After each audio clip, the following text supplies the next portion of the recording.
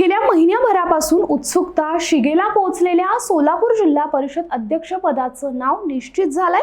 आतापर्यंत संधी न मिळालेल्या आणि बाजार समिती, नगरपालिकेनंतर पंचायत समिती आणि जिल्हा परिषद निवडणुकीत सर्वच्या सर्व जागा जिंकून देणारे माजी आमदार राजेंद्र राऊतांच्या बार्शीकडे आता हे अध्यक्षपद जाणार हे जवळपास निश्चित आहे। जिल्ह्यातील आमदार आणि पालकमंत्री जयकुमार गोरेंनी अध्यक्षपदाच्या नावावर एकमत करून ते मुख्यमंत्र्यांकडे मंजुरीसाठी पाठवल्याची माहिती सूत्रांकडून मिळाली आहे। त्यामुळे आता सोलापूर जिल्हा परिषदेचं अध्यक्ष नेमकं कोण होणार आहे, कुणाच्या नावावर शिक्कामोर्तब करण्यात आलंय, नाव निश्चित झाल्यानंतर संबंधितांनी भाषणाची प्रॅक्टिस देखील केल्याचं बोललं जात आहे। त्यामुळे आता मुख्यमंत्र्यांनी मोहर उमटवल्यानंतर कुणाला संधी मिळाली आहे हे सगळं समजून घेणार आहोत या व्हिडिओमधून। पण त्याआधी एक आठवण, अजूनही तुम्ही आमचं चॅनल सबस्क्राइब केलं नसेल तर ते नक्की करा। नमस्कार, मी भाग्यश्री आणि आपण पाहताय बखर लाईव्ह।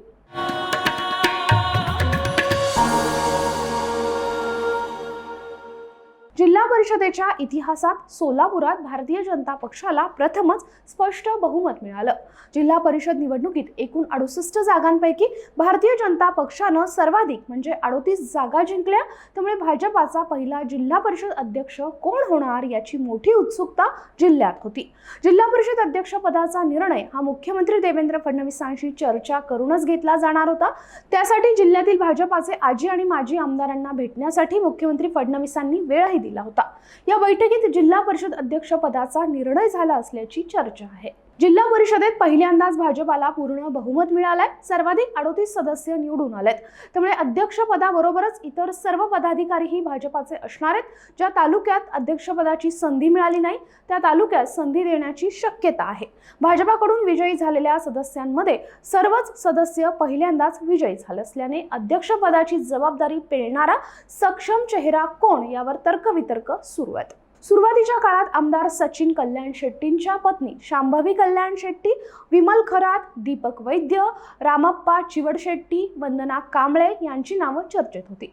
मात्र भाजपाच्या गोटातून एक नाव निश्चित झालं असून आतापर्यंत एकदाही संधी न मिळालेल्या बार्शीकडे अध्यक्षपदाची धुरा जाणार असल्याची माहिती आहे। आणि दीपक वैद्य यांचं नाव निश्चित असून त्यांच्याकडून भाषणाची तयारीही करून घेतली जाते। नव्या जिल्हा परिषद अध्यक्षपदाचं नाव निश्चित झालं असून त्याची घोषणा ही येत्या 17 मार्चला होणार आहे। विशेष म्हणजे झडपी अध्यक्षपद हे धनगर समाजाकडे जाणार असल्याचंही निश्चित करण्यात आलंय। माढा, अक्कलकोट आणि दक्षिण सोलापूर तालुक्यातील सदस्यांची नावं चर्चेत होते, पण अंतिम टप्प्यात बार्शी तालुक्यातील जिल्हा परिषद आणि पंचायत समिती निवडणुकीत पक्षाला मिळालेलं यश पाहता अध्यक्षपदाची संधी देण्यात येणार असल्याचं सूत्रांकडून कळतंय। दरम्यान दक्षिण सोलापूर तालुक्यातील वळसंग गटातून विजयी झालेले रामप्पा चिवडशेट्टी, माढा तालुक्यातील मोडनिंब गटातून विजयी झालेल्या वंदना कांबळे यांचीही नावं चर्चेत आहेत। पण जिल्हा परिषदेचं अध्यक्षपद ओबीसी सर्वसाधारण प्रवर्गासाठी राखीव असल्यानं त्या ठिकाणी महिलेला संधी देणार की पुरुषाला अशीही चर्चा होती। पण सूत्रांकडून मिळालेल्या माहितीनुसार ज्या प्रवर्गासाठी अध्यक्षपद राखीव आहे त्याच प्रवर्गाला संधी देण्यात येणार आहे। त्यातूनच अध्यक्षपद बार्शी तालुक्याकडे जाणार असल्याचं स्पष्ट आहे। त्यामुळे दीपक वैद्यच आता सोलापूर झेडपीचे अध्यक्ष असू शकतात। एकूणच या सगळ्या घडामोडींबद्दल तुम्हाला काय वाटतं, तुमची मतं आणि प्रतिक्रिया मला कमेंट करून नक्की सांगा। आणि हा व्हिडिओ आवडला असेल तर लाईक, शेअर आणि सबस्क्राईब नक्की करा। धन्यवाद।